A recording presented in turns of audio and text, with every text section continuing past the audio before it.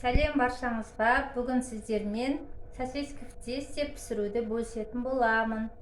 Ол үшін бізге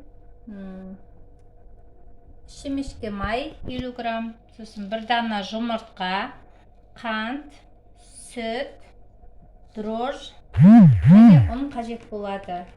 Ал енді осының бәрін қосып қамыр илейтін боламыз.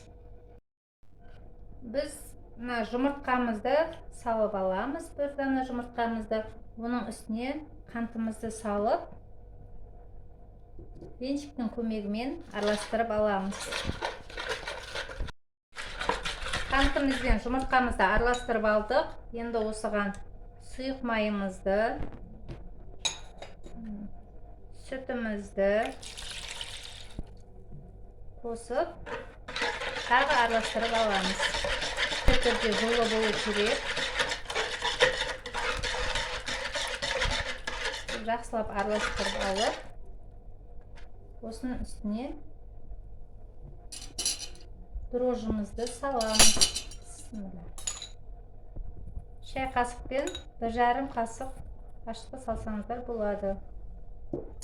Осыны венчиктің көмегімен араластырып,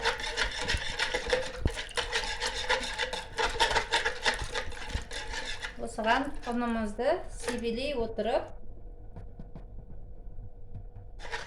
бөліп саламыз ұнымызды.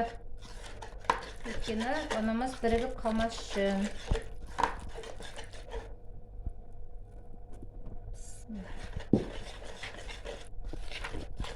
Өстіп қою қылып қамыр илейтін боламыз. Өстіп ұнымыздың бәрін салып, біркелкі етіп, жұмсақ қамырымызды илейміз. Қамырымыз жұмсақ болып, иі қанып иленді. Енді осы қамырымызды жұмсақ болып шықты. Пакетімізге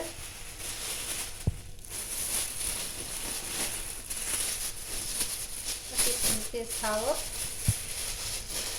40 минуттай ашытамыз.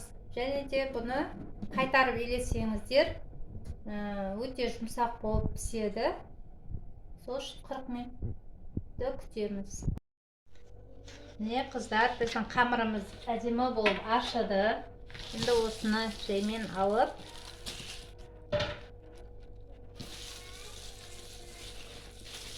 пакетімізден босатып, ұнымызды себе отырып, шығарып аламыз. Ұнымызды сеуіп, бас жіберіп, ұнға ауната отырып, қамырымызды жайып аламыз.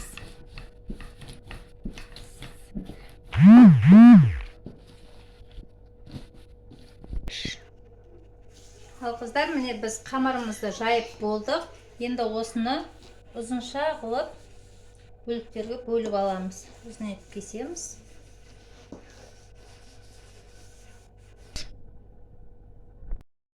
Қыздар, қамырымызды ұзыншалап турап алдық. Енді мынандай сосискамызды мен дайындап қойдым.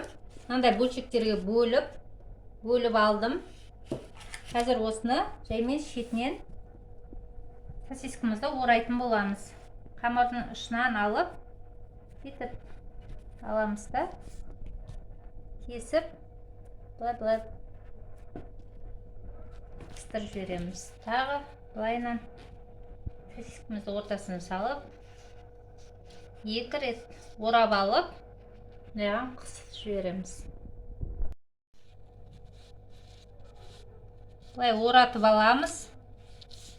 Шақтың көмегімен кесіп, әжені түйіп жібереміз.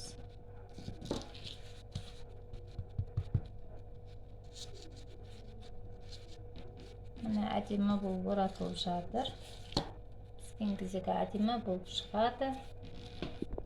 Қамырымызды түйіп болдық. Енді майланып тұрған тапамызға бүйтіп орналастырамыз. Қыздар, міне тапамызға орналастырып болдық. Енді осыған дайын тұрған жұмыртқамызға 2 қасық сүтімізді құйып араластырып алып, бетіне жағамыз. Бісміллә.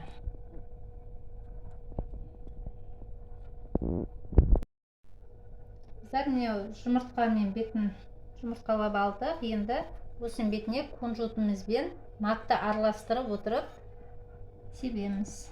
Бісміллә.